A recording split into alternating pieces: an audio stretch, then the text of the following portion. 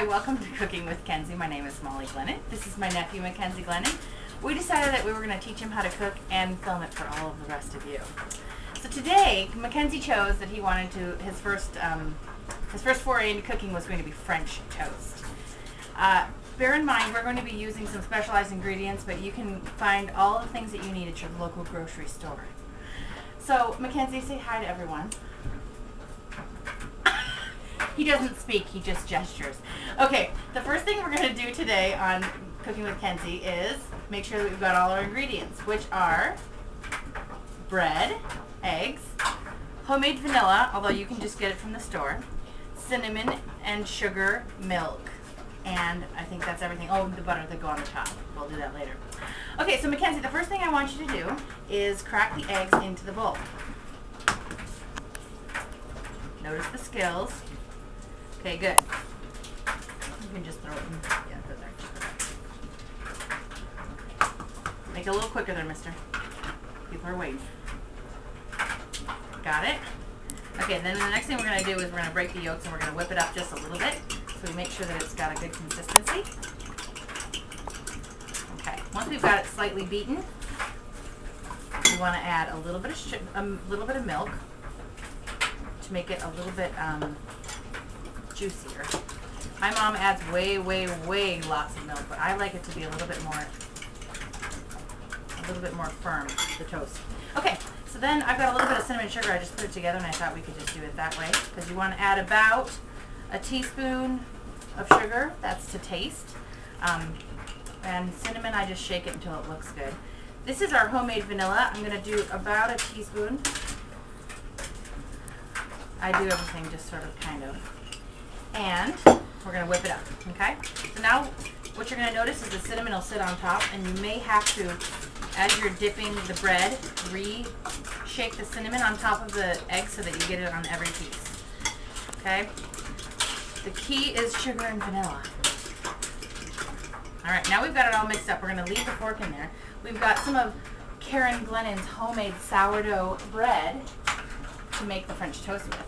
I know that not everybody's going to get that privilege, but you can look and watch, and you can buy it from the store. Okay, so did you know that vanilla, actual natural vanilla, has 33 different flavins, whatever you call them, that adds to the fullness of the flavor of vanilla. Imitation vanilla has 1, and that's why real vanilla is almost a must. We may do a show one day where we show you how to make the homemade vanilla because it is quite good. Okay, so now we've got our egg mixture, and Mackenzie, what I want you to do you think there's enough cinnamon on top of that? Yes? Okay. I'm going to shake a little bit more just because I like the cinnamon. Now the key is, if you want your French toast to be really kind of soppy, go right ahead and let it soak in there forever. I like mine to be a little bit eggy and almost dry in the middle. So you're just going to dip it real quick like this and place it on the thing. You want to do one, Mackenzie? Go ahead. Oh, look at the skills. And he's still single, ladies. P.S. Unless you're 12 or under, you cannot apply. Okay, so what we're going to do is we're going to fill up the whole... I'm going to turn this up. Okay, so we're going to fill up the whole hot pad with this thing. Now, I noticed that when people are making either French toast, pancakes, or hamburgers, they like to do this. Press, press, press, press, press.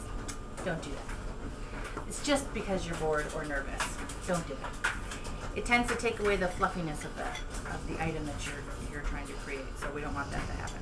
Okay, so I'm getting about, I would probably get about 8 pieces of bread out of 2 eggs and I would say what, 1/4 cup of milk.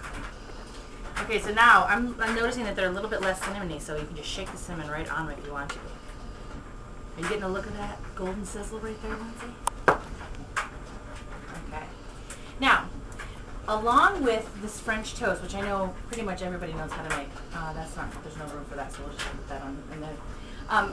You can serve it with syrup. You can serve it with maple syrup. You could also serve it with fresh fruit and some powdered sugar shaked over the top. I like to make, we freeze blueberries every summer. We pick them, and then and by we, I know you do not mean me.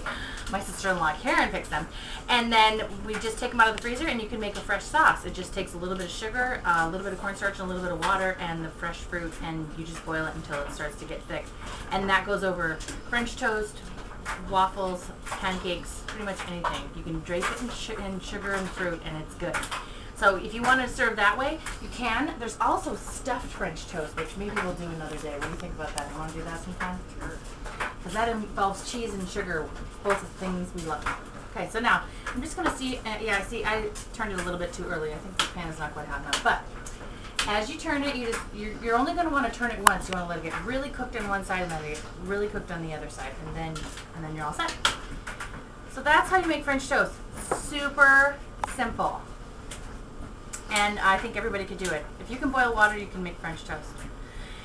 Next week, we're going to be making, what are we going to be making? Chicken McNuggets. Chicken McNuggets. I'll have to find a recipe for that. Thanks for tuning in.